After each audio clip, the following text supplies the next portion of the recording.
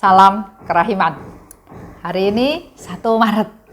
Kita sudah masuk ke bulan ketiga di tahun yang baru. 1 Maret dengan tema yang berbeda, yaitu tentang belas kasih. Kita akan menggali belas kasih yang Tuhan berikan pada kita untuk kita boleh semakin percaya, semakin yakin, semakin dikuatkan bahwa Tuhan mengasihi kita semua. Kita mulai ya. Dalam nama Bapa dan Putra dan Roh Kudus. Amin.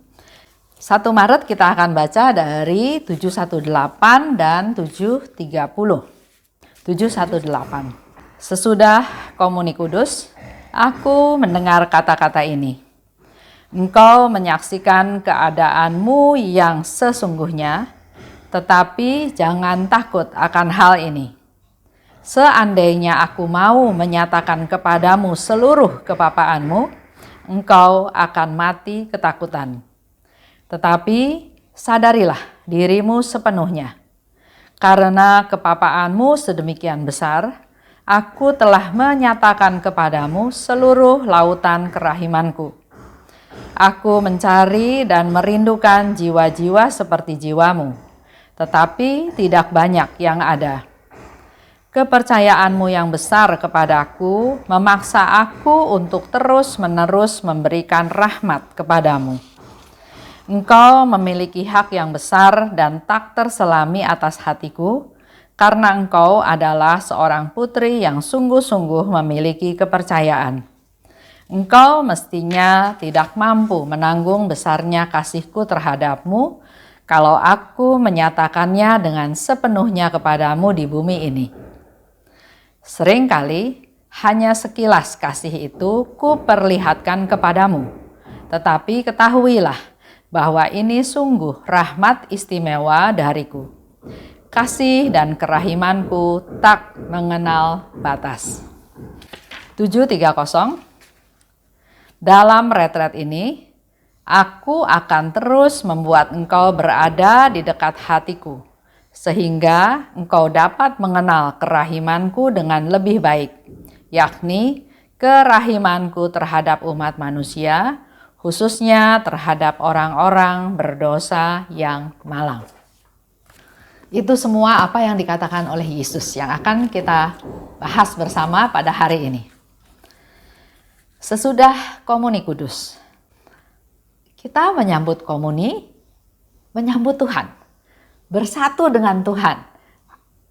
Ada satu kesatuan yang erat antara Suster Faustina dan Tuhan.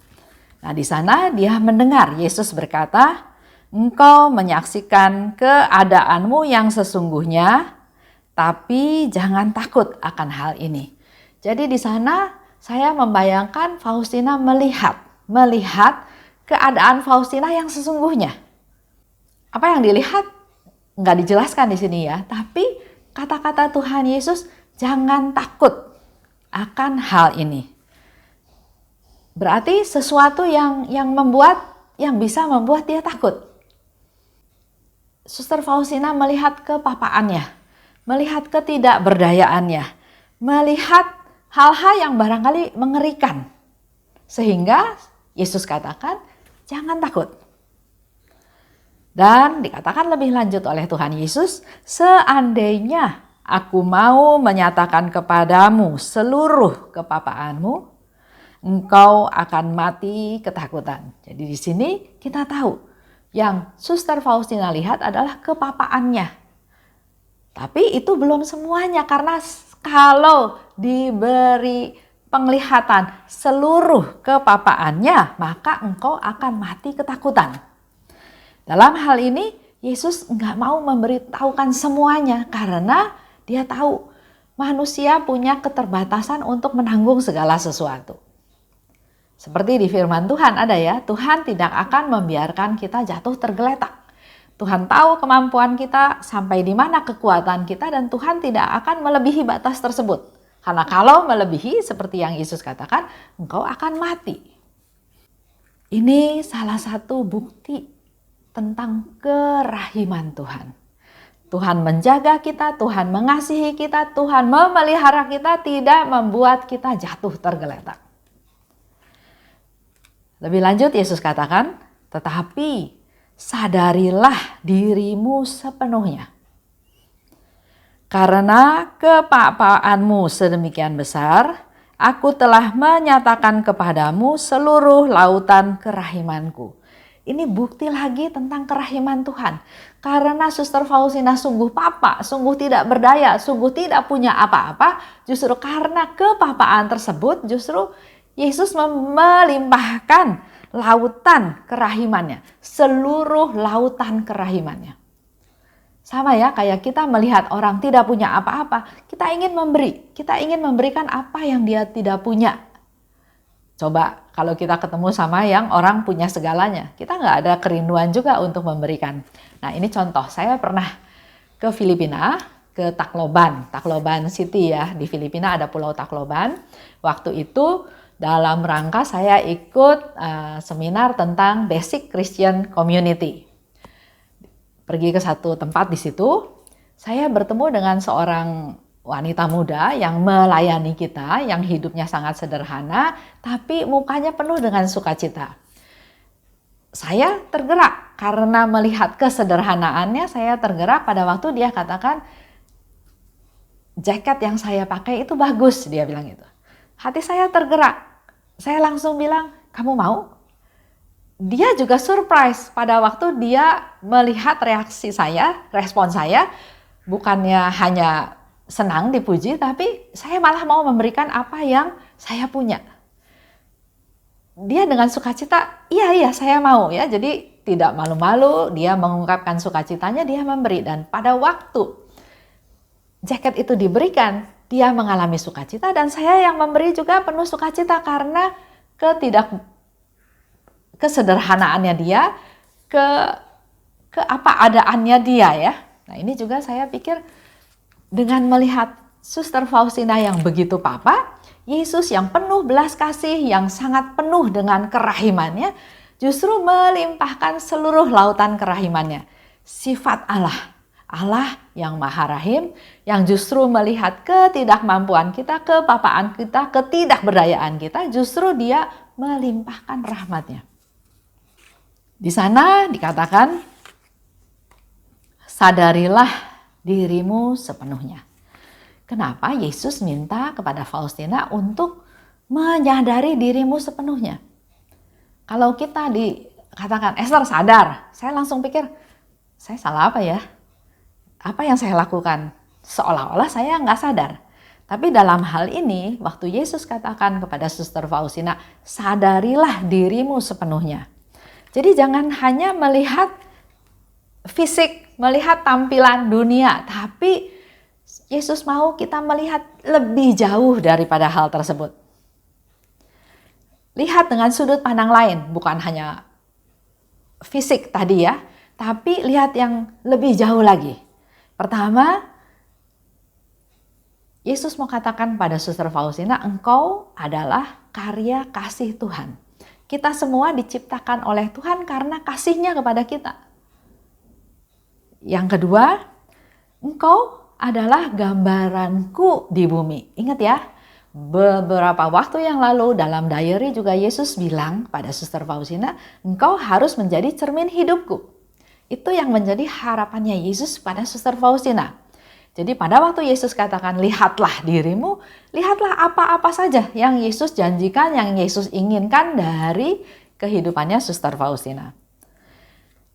Dia menjadi cermin, dia menjadi gambaran Tuhan di dalam kehidupan dia sehari-hari, supaya dimanapun Suster Faustina berada, misalnya pada waktu berjalan, pada waktu berbicara, pada waktu melakukan kegiatan apapun, dia selalu menunjukkan kasih Tuhan yang penuh belas kasih. Itu yang menjadi harapannya Yesus terhadap Suster Faustina. Kita tahu juga di nomor yang lain, itu adalah misinya Suster Faustina di bumi. Jadi kita juga jangan hanya membatasi diri, melihat diri kita tua, pendidikan rendah, nggak bisa apa-apa, nggak punya apa-apa, jangan hanya melihat seperti itu, tapi lihat yang lebih. Lihat dari sudut pandang lain, Tuhan menciptakan saya karena kasih-Nya Tuhan pada saya. Tuhan menciptakan saya karena saya berharga di mata Tuhan. Tuhan menciptakan saya, pasti Tuhan punya rencana terhadap hidup saya. Dan seterusnya, ya. Jadi kita menghargai hidup kita. Lihatlah dirimu sepenuhnya. Kalau kita lihat lagi ke belakang atau kita lihat beberapa diary yang sudah kita pelajari, justru karena kepapaan Suster Faustina, maka Tuhan datang untuk mengisi isi hatinya. Karena kita papa tidak berdaya, kosong. Justru kekosongan itulah yang memudahkan Tuhan untuk mengisi. Beda sama kita.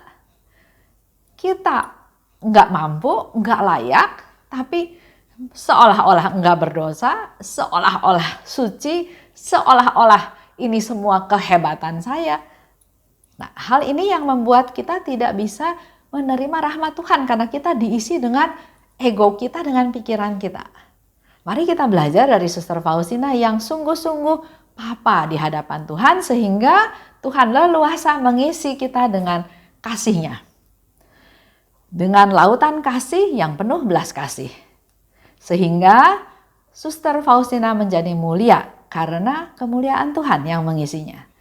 Suster Faustina menjadi kudus karena kekudusan Tuhan yang mengisinya. Dan Suster Faustina menjadi besar, menjadi santa yang besar karena kebesaran Tuhan yang mengisinya. Jadi kalau kita mengosongkan diri, papa di hadapan Tuhan, Tuhan yang akan isi kita. Yesus katakan lebih lanjut, aku mencari dan merindukan jiwa-jiwa seperti jiwamu, tapi tidak banyak yang ada. Ini satu konfirmasi buat kita semua bahwa Yesus bilang, aku mencari loh jiwa-jiwa yang seperti itu. Aku mencari, aku merindukan. Termasuk kata-kata itu untuk kita semua. Tapi nggak banyak yang ada, cuma sedikit. Cuma sedikit orang-orang yang punya hati, punya kerendahan hati, punya kecintaan kepada Tuhan yang seperti itu. Yesus sendiri katakan nggak banyak. Kenapa nggak banyak? Karena kasih itu bukan yang tiba-tiba datang. Kasih itu harus diperjuangkan melalui hidup kita sehari-hari, melalui situasi, tantangan, penderitaan, kegagalan, dan apa saja yang kita alami. Cinta itu dipupuk, dibuat kuat, dikembangkan, mengalami pertumbuhan. Jadi cinta itu harus diperjuangkan, bukan diterima seperti itu saja ya, bukan datang sendiri. Yang kedua, manusia ini lebih fokus kepada saya, egois. Dia lebih berharap mendapatkan apa yang dia inginkan untuk kepentingannya dia. Memang manusia ingin memperoleh kasih yang dari Tuhan. Siapa yang nggak mau? Saya juga mau ya, contohnya ya. Tapi males untuk menempuh kasih sejati tersebut. Begitu mengalami sedikit masalah, bukannya berjuang, bukannya berusaha tekun mengatasi, langsung komplain, Tuhan kok saya dapat masalah. Ya, jadi ingin memperoleh kasih-Nya Tuhan, tapi males, nggak mau mengalami proses untuk mengalami kasih sejati tersebut. Ini boleh menjadi masukan buat kita semua bahwa kasih, kita memang berharap kasih dari Tuhan, tapi kasih itu harus diperjuangkan, bukan datang sendiri. Yesus katakan lebih lanjut, kepercayaanmu yang besar kepadaku memaksa aku untuk terus-menerus memberi rahmat kepadamu. Semakin kita percaya pada Tuhan, semakin kita mengandalkan Tuhan, semakin kita berharap pada Tuhan, Yesus katakan sendiri, memaksa aku. Jadi iman kita, kepercayaan kita justru tanpa kita sadari memaksa Yesus untuk terus-menerus memberikan rahmat kepada kita. Engkau memiliki hak yang besar dan tak terpahami atas hatiku karena engkau sungguh percaya dan yakin. Jadi intinya adalah kita perlu percaya dan yakin bahwa Tuhan adalah segala-galanya. Tuhan adalah andalan kita. Dengan kita semakin percaya, maka kita memaksa Tuhan untuk terus mengalirkan rahmat buat kita semua.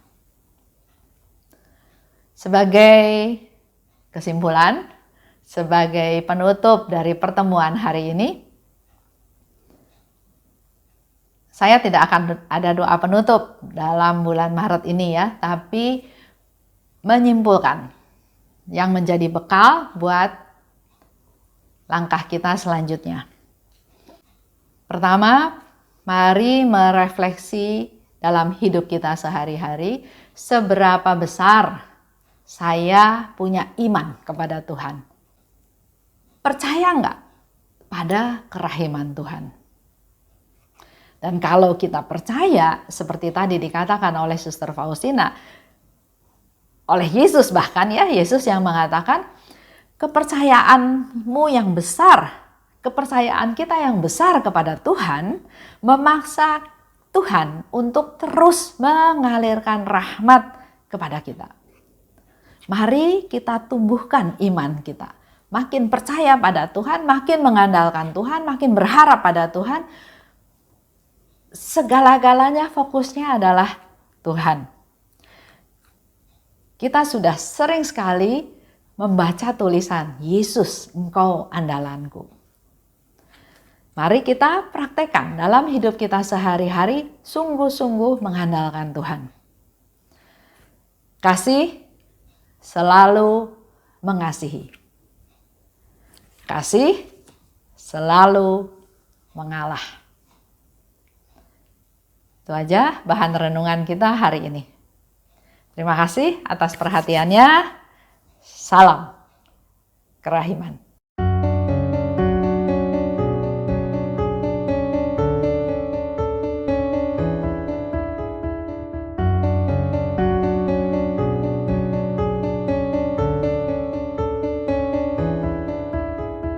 Mengapa engkau membiarkan banyak dosa dan kejahatan? Mengapa engkau tidak menghukumnya? Ternyata engkau masih memberi kesempatan. Dia memperpanjang masa kerahiman. Celakalah mereka yang tak menyadari. Tulis dan wartakan kerahimannya. Mohon rahmat bagi mereka yang berdosa. Ya Yesus, terima kasih atas semua kesempatan yang Engkau beri. Ya Yesus, ampunilah atas semua dosa yang terjadi.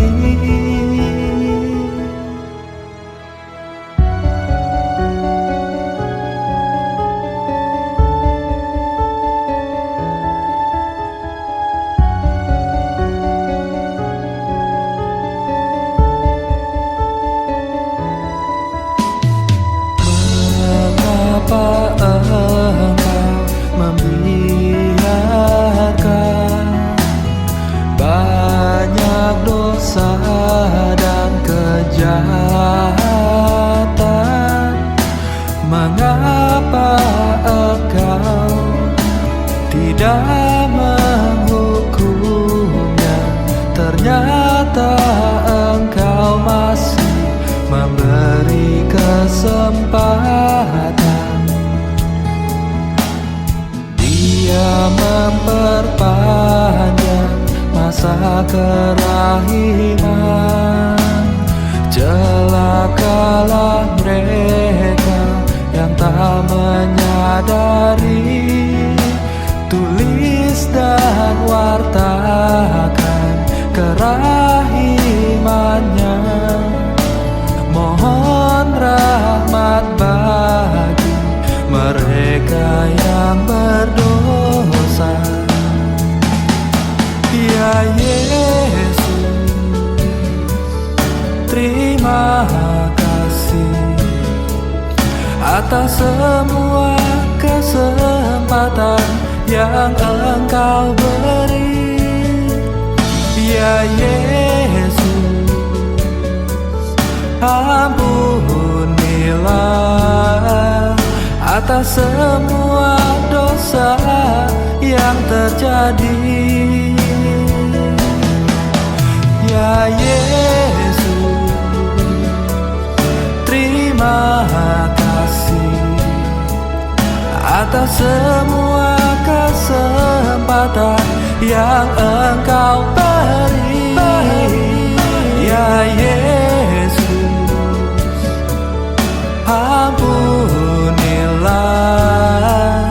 atas semua dosa yang terjadi.